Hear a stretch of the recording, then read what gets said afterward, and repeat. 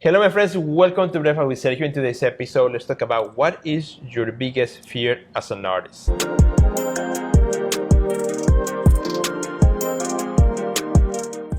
Well, hello, my friends. Welcome back to Breakfast with Sergio. As usually, super excited to be here with you once again.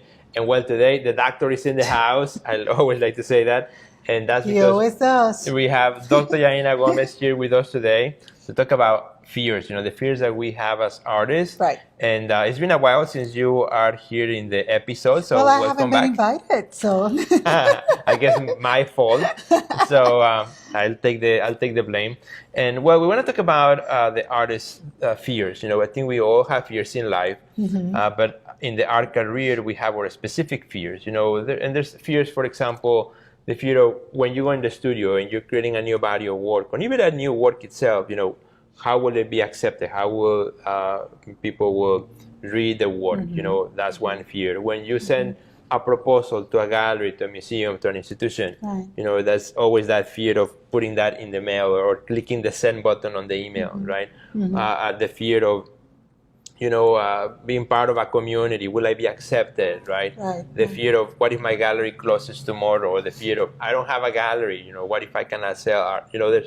I can go on and on and on for the whole episode, right? Talking about the fears that we have as artists.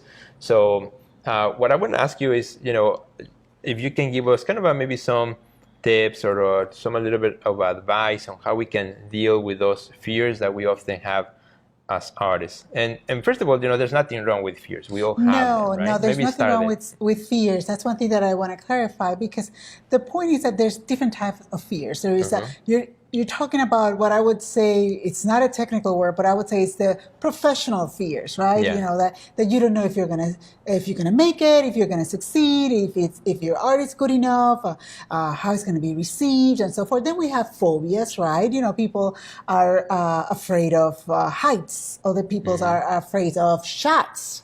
Other people are afraid of spiders, you name it. And there are other people that are afraid of being in uncomfortable situations.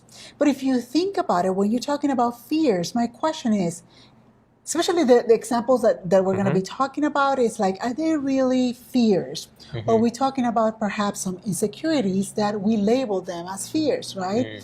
And if we take that route, right, feeling insecure is something that many of us go through. And I would say most human beings, they go through fears and insecurities. And it goes down to that little voice in your head, that is telling you, well, watch out, we've done this before, and if you have heard me before, if you're in the Art Next Level Academy, you will hear me over and over again, and you have heard me many times to say that we have this inner protector, and sometimes we can have two, you never know, depending on how things happen in your life. But, we have that inner protector that has gone through life with us and know what kind of things trigger our fears, our disappointments, our frustrations, our depressive symptoms, right? And is that little voice that will tell you, we've gone through these before. Remember that day that you wrote that proposal, that you took days to write it and you submitted it to this show and it was not accepted. You remember how horrible you felt, how rejected you felt, how guilty, frustrated, right? So it's that inner protector that would prefer that you stay in that comfort zone and be happy and content and not grow, because it's trying to avoid that pain in you. But this is the thing, and we have talked about this over and over. Where do you want to be in your art career? Do you want to grow, or you want to just stay stagnant? Do you want to stay where you are, content? That in reality, if you dive in deeper, you are not content with where you are. You probably want more. You probably want your art to be in many places, many people to see it, make a difference in people's lives. The bottom line is this. Taking risks will create growth. So in a practical way, whenever I face one of those fears, should I address the fear, as I'm addressing you here right now? For example, I have the fear of something that, I'll give you a practical example for myself as an artist. I adhere my paper to canvas. And sometimes something can go wrong and totally ruin the painting, as you have seen before. So I'm always afraid There's that bubbles everywhere. the moment when I need to do that step of the process, right? It's like my inner protector. Remember that one time, Right, you know, where right. you ruined a really good painting that was going to go to a big show, and you know, you spend the next 3 days trying to fix it. You know, that's the inner protector, right? So, how should I address those types of fears to convince myself that it's okay to take the step? The answer is short, one word, absolutely. Okay. We've got to. And I'm going to keep using that example because I was a witness and I've been a witness to this and I have seen how you have addressed that fear. So it's a good example. You know, in your case, when that happened, I remember that it was a big show and it happened the day before. And Well, you know, the day before I had to ship it. you had to ship it, yes. And because you wanted to make sure that they had plenty of time to open it up and stretch it out and so forth, right? So remember what happened. What did you do? Did you just paralyze for a few minutes and for probably half an hour?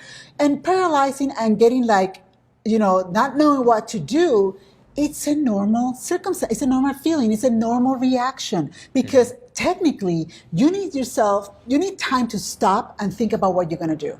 So this is the key here. When that paralyzing takes place, when that shocking moment takes place, how are you going to use that shocking moment?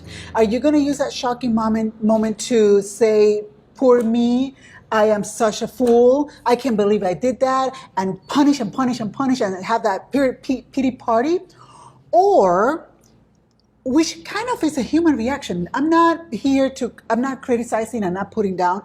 We all go through that because I've gone through that in my paralyzing time. I have been like, oh my gosh, I am so dumb. I can't believe I made that stupid, ridiculous mistake. How can I make that mistake? And we go on and on. Right. It's just being human.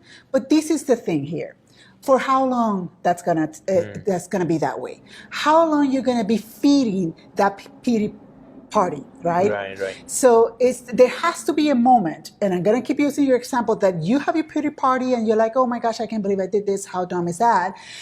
And shift that mindset into what am I gonna do about it to solve the problem, or what am I gonna do about it to not make that happen again? Yeah, which is the kind of like the second one is what I've been using, and now and the problem that I had the first time is because I didn't give myself adequate time to do the right thing. So let's do a little assessment, which is my next step. You just got into it right away. The assessment, what you got to do a little assessment. Okay, you did this before. Now you know that you did not use your time wisely, right? Right. And that you need to give yourself more time because this is something you cannot rush, right? And you took action after you were upset about it and you showed me, and I'm like, oh my gosh, I don't know. I mean, bubbles everywhere. I don't know what to tell you. How can I help you? You're on your own. That kind of thing. So then you kind of like figure it out, and next time you give yourself more time, then you use a different strategy, you tried a different strategy, and now when you have to do that, you just fly through that process. It flows. And even though the fear is still there, because it's always a possibility, but at least it's always that concern. It kind of gives you now, kind of tools to deal with it in a way. There was some growth that took place. Exactly. And that's what we have to understand. It's kind of like a process. It's okay to be frustrated and feel pity about yourself and anger and all that. It's part of being human. It's part of processing the mistake that has taken place or the situation that the results were not the ones that you wanted. But then you cannot allow that to happen forever because then you're going to get stuck.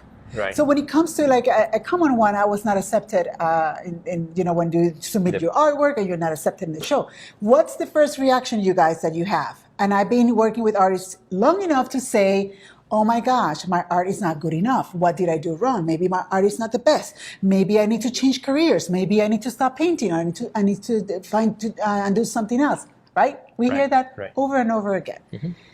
So, okay, fine. Just get that going. Get it out of your system. But understand that there are other consequences that might affect the decision of that curator. That maybe your art is amazing, that it's too good, it's great, but it's not in the alignment of the idea that curator has in mind.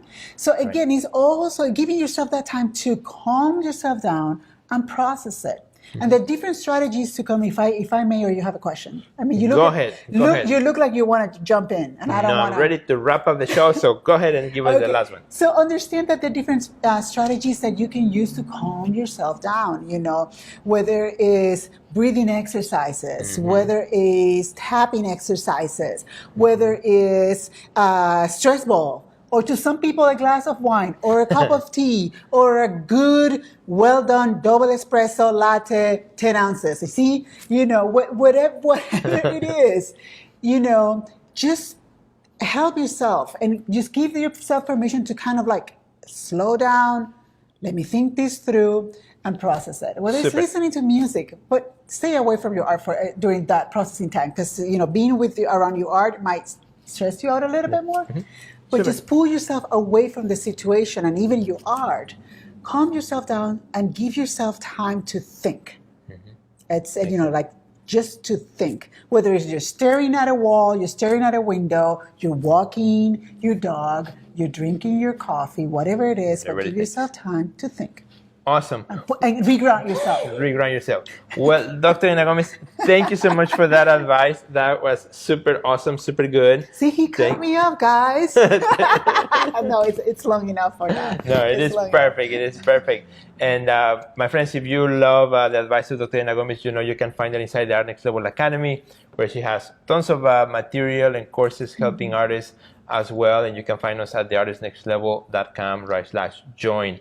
And with this, we'll wrap it up for today, my friends. Thank you for coming to another episode of Red Hat with Sergio. You know what to do. If you're on YouTube, make sure you click the subscribe button. If you are also on Instagram, make sure you follow us. If you are listening to the podcast, make sure you subscribe, or whatever you may be. Do us one big favor and click the share button as well. So have a great day. Thank you, Dr. Elena.